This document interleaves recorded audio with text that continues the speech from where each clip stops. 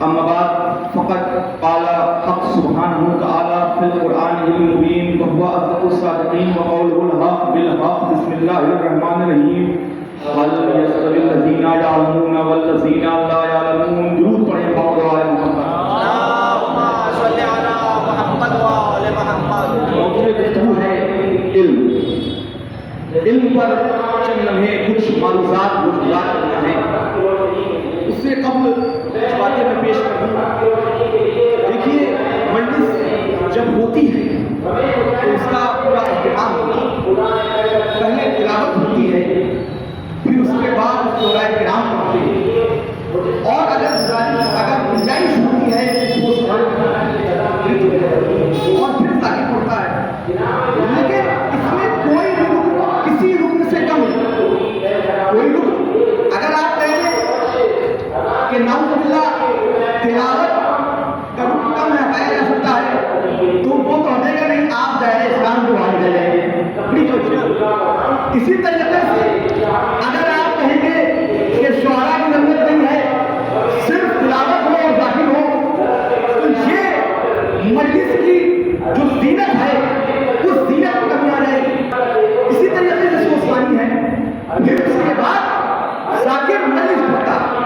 دیکھیے کتابت اور شاعری دونوں مختلف چیزیں ہیں. میں نے بھی کل اس بات پر روشنی ڈالی تھی کہ کتابت اور شاعری میں فرق کیا ہے, لیکن آج میں بات کروں گا نہیں, آج الگ بات کروں گا. آپ کسی معصوم کی زندگی اٹھا کر دیکھ لیں, کبھی آپ کو یہ نظر نہیں آئے گا کہ فلاں خطیب نے امام کے سامنے مجلس پڑھی. ہمیشہ شاعر نے مجلس پڑھی, یا فرزدق ہو بہترین شاعر, یا بےدل خدائی ہو بہترین شاعر, تو جتنے بھی شعراء تھے وہ مجلس پڑھتے تھے. تو شعراء کا جو اعتراف ثابت ہے خطبہ کے بارے میں بتا رہی ہے. درود پڑھیں محمد وعلى محمد.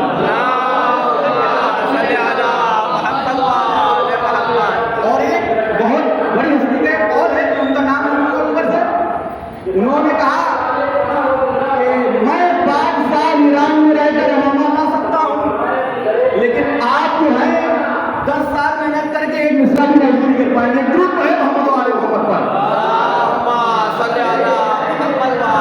تو پتہ یہ چلا کہ شاعری کی عظمت بہت اعلیٰ ہے. تو یہ جو لوگ کہتے ہیں کہ جب خطیب منبر پر بیٹھے گا تو آئیں گے, یہ کون سی بات ہے بھائی, یہ کون سی بات ہے. اگر آپ معصومین کے زمانے میں ہوتے تو بےدل خدائی پڑھ رہے ہوتے, فرزدق پڑھ رہے ہوتے, حاضر الذی تعرف البتاء ورضاہ ہیں والبیت یعرف الحل والحرم. آپ کہتے ہیں یہ خط گرے شاید, پھر خطیب پڑھے گا تو آئیں گے. ایک درود پڑھیں محمد وعلى محمد. جب وہ ابھی بھی شعر پڑھ رہے ہوتے تو آپ کہتے ہیں ابھی تو شاعر پڑھ رہا ہے, تو پھر کیا ہوگا, مجلس بن گیا. تو پتہ یہ چلا کہ جو بھی عزاداری کے ارکان ہیں ان سب کی بہت اہمیت ہے, کوئی بھی رکن کسی سے کم نہیں ہے. آپ اپنے موضوع پر آتے ہیں. بڑی علم موضوع ہے, بہت ہی مختصر گفتگو کریں گے. میں نے آیت پیش کی, اللہ کہہ رہا ہے ان اے نبی کہہ دیجیے هل يستوي الذين يعلمون والذين لا يعلمون. اے نبی کہہ دیجیے کیا جاننے والے اور نہ جاننے والے برابر ہو سکتے ہیں. ابھی لوگ گھبرا رہے تھے کہ مجلس ٹکرا رہی ہے تو آواز سمجھ میں نہیں آئے گی. دیکھیے ہم لوگ جو ہیں تعلق رکھتے ہیں گاؤں سے, تو ہمارے یہاں بھائی بھائی ہوتا ہے تو بچے شور مچاتے ہیں, تو اتنی تیز بولنا پڑتی ہے کہ مائک کی ضرورت پڑتی ہے. تو ہم لوگ پریشانی کی بات نہیں ہے. تو هل يستوي الذين يعلمون والذين لا يعلمون. اللہ کہہ رہا ہے مجھے کہہ دیجیے کیا جاننے والے اور نہ جاننے والے برابر ہو سکتے ہیں. تو کہا کہ یہ استفہامیہ نہیں ہے, یہ سوالیہ جملہ نہیں ہے, اس میں جواب نہیں ہے. وہ اس طریقے سے محرمان ہے رحمت علی, تو ہم نے گاؤں میں یہ آیت پڑھا تو ہم نے کہا کہ آیت میں ہی جواب ہے. ہم نے کہا کیا رحمت علی اور ندیم سرور برابر ہو سکتے ہیں, تو کہا کہ اس میں جواب موجود ہے. بھائی ندیم سرور تو اس میں جواب موجود ہے. کیا کوئی عام آدمی اور آیت اللہ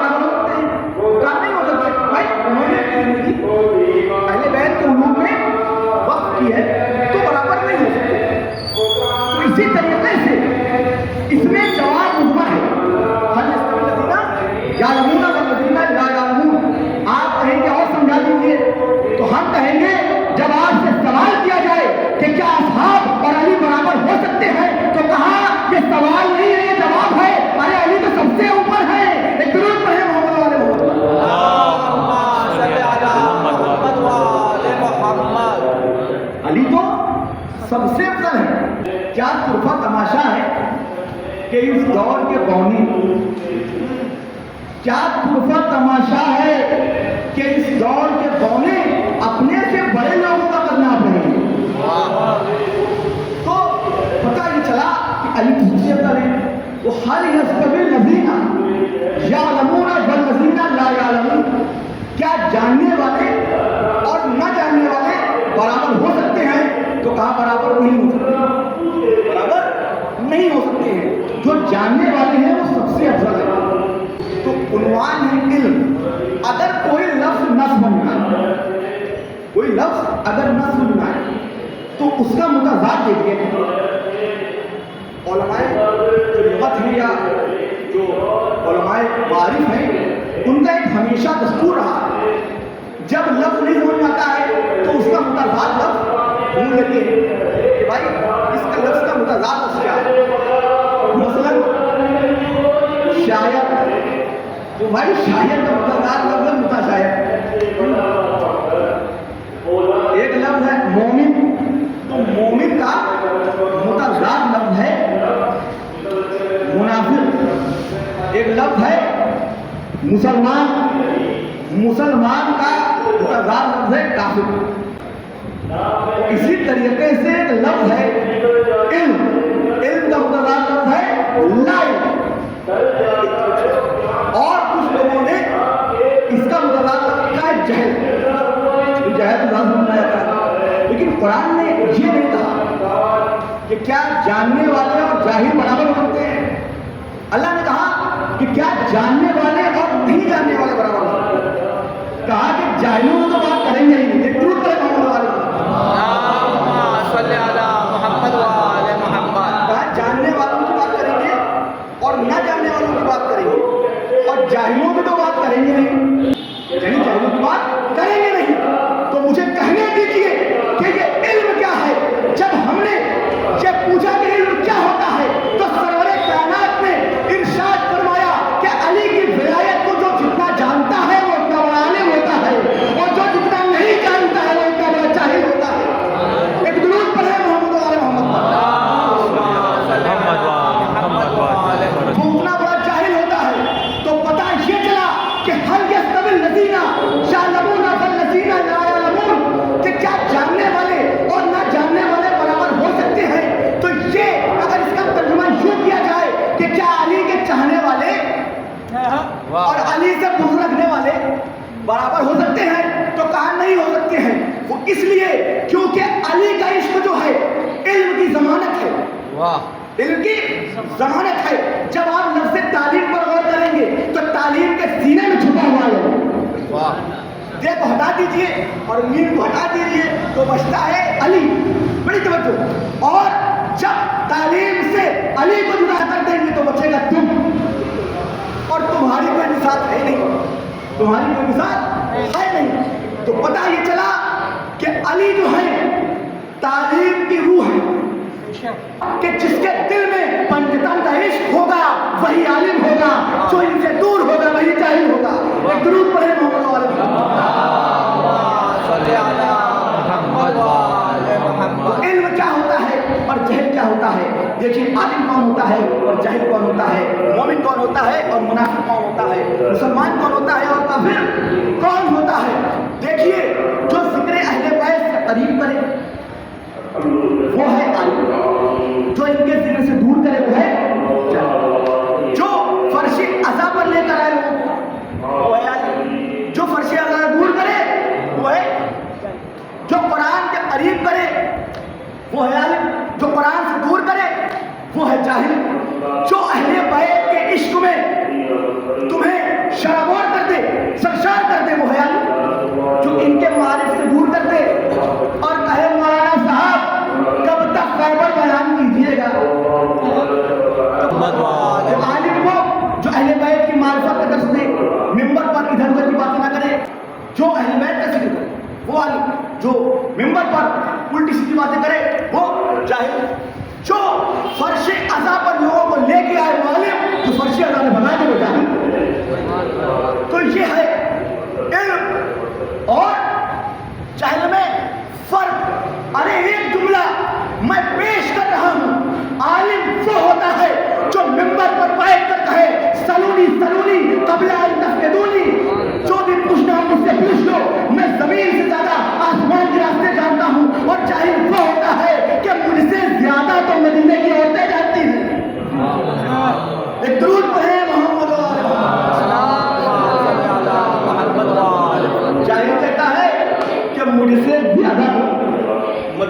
عورتیں جانو، عالم وہ ہوتا ہے جو حسین کا ذکر کرتا ہے، جاہل وہ ہوتا ہے جو معاویہ کو رضی اللہ بنائے، عالم وہ ہوتا ہے جو حسین سے جوڑتا ہے، جاہل وہ ہوتا ہے جو یزید سے جوڑتا ہے۔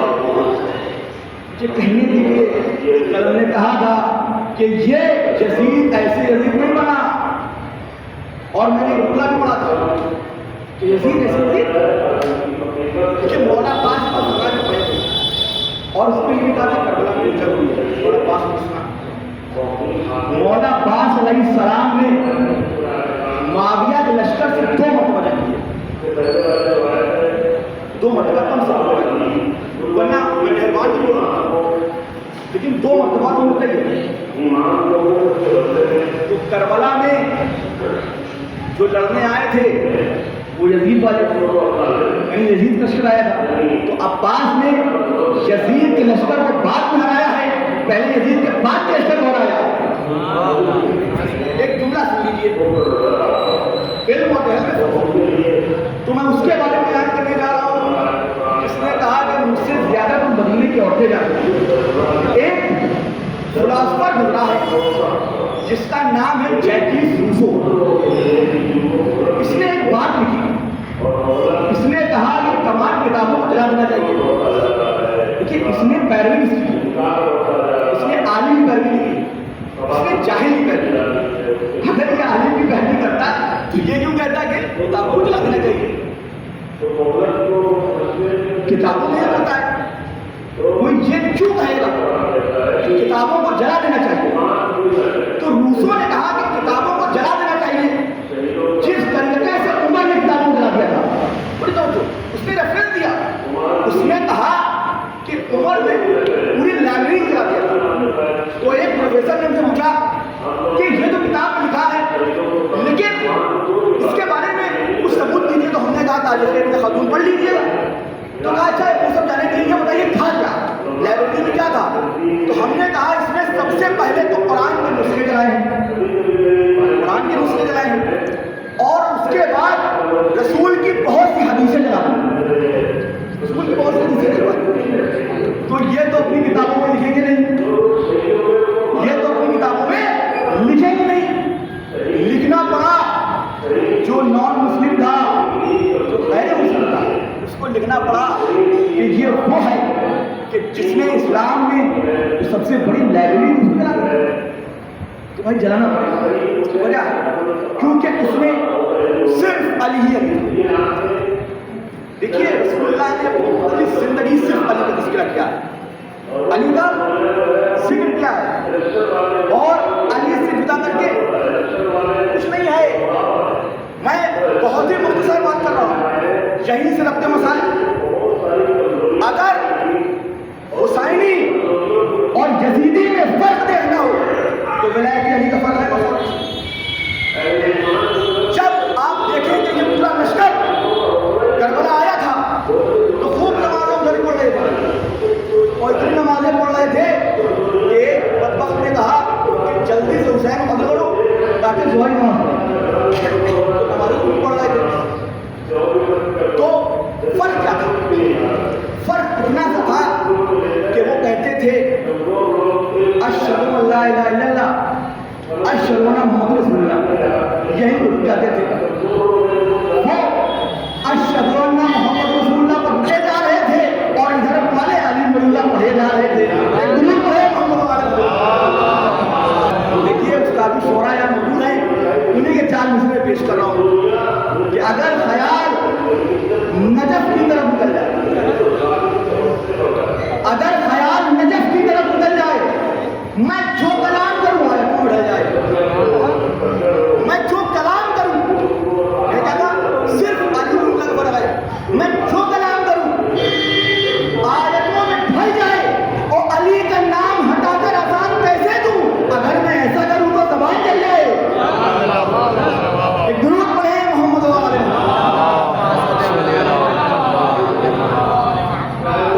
تمام کر دی۔ علم وہ ہے جو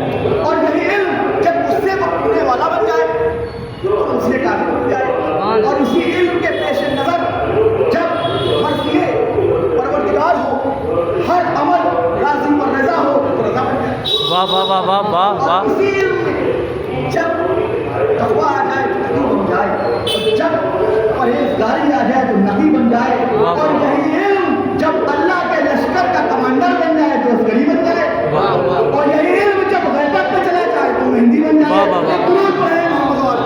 अल्लाहुम्मा सल्ली अला मुहम्मद व आलि मुहम्मद। इसीलिए कहा जाता है कि इल्म हासिल करो ताकि हक का बोल वाला हो, बातिल का बोल वाला हो।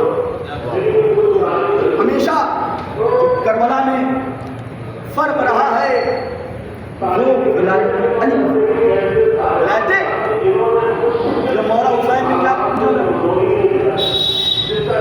क्यों यहाँ आए, जवाब क्या मिला था? ले देखिए फर्श अदा का जो मकसद है वो सिर्फ पहले बैठे थे और कुछ नहीं। ये फजाइल बयान करना, मैं पूछे अभी कि आपके बगल तो फर्क सिर्फ अली विलायत, ये जो कुछ अंजाम आप मुस्तकिल फजाइल सुनिए और मुस्तकिल मसाइल सुनिए, इनके फजाइल का आईना उठा कर आप देखिए तो इनका सानी कोई गैर नहीं है। अगर आप इनके मसाइल का आईना उठा कर देखिए तो भी इनका सानी कोई नहीं है।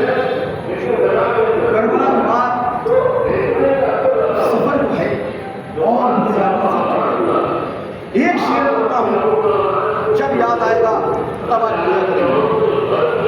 एक शेर सालिम नबी ने कहा था, पानी से निकलना ही माही का जरिया,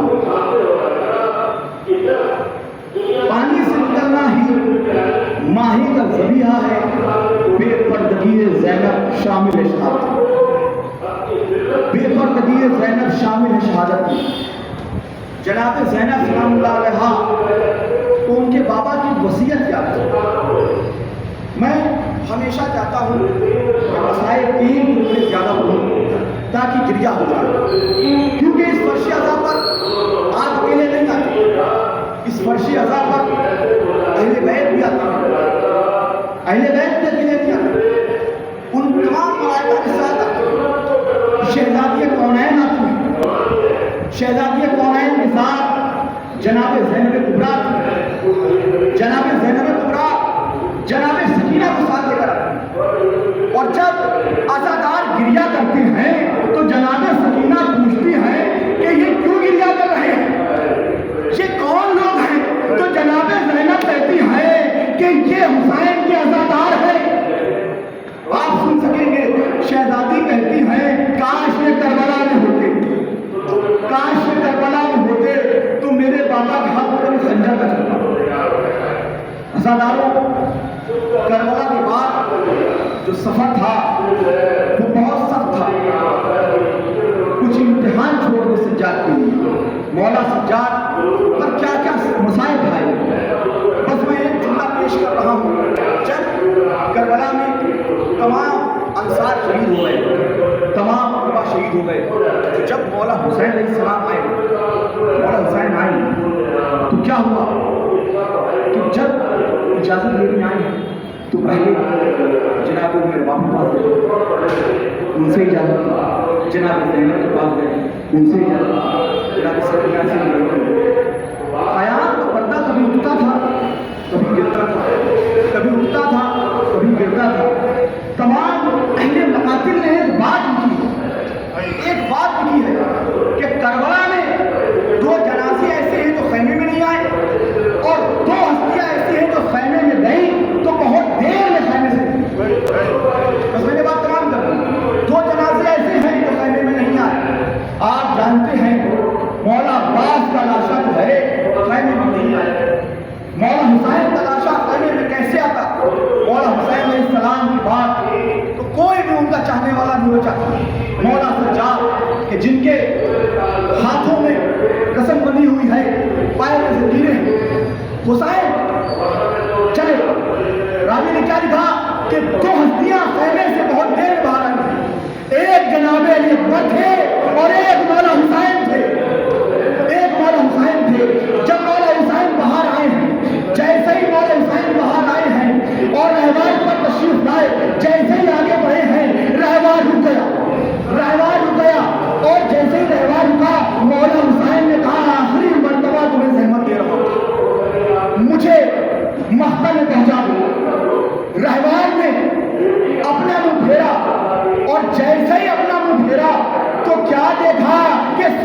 سکینہ لٹی ہوئی ہے. مولا حسین اترے, بس میں نے بات تمام کر دی. مولا حسین اترے, جناب سکینہ سے کہا کہ مجھے جانے دیجیے. جناب سکینہ نے کہا کہ آئے بابا مجھے آخری مرتبہ اپنے سینے پر سلا دیجیے, آخری مرتبہ اپنے سینے پر سلا دیجیے. حسین جلتی ہوئی ریت پر لیٹی, جناب سکینہ حسین کے سینے پر لیٹی. کچھ ہی لمحوں میں نیند آ گئی اور پھر اٹھی, بیدار ہوئی اور جناب سکینہ نے کہا کہ آئے بابا جائیے, آئے بابا جائیے.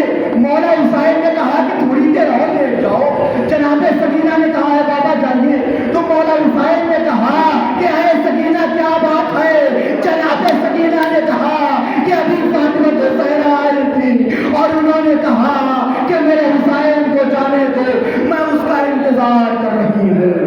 انا للہ و انا الیہ راجعون. ماتم حسین.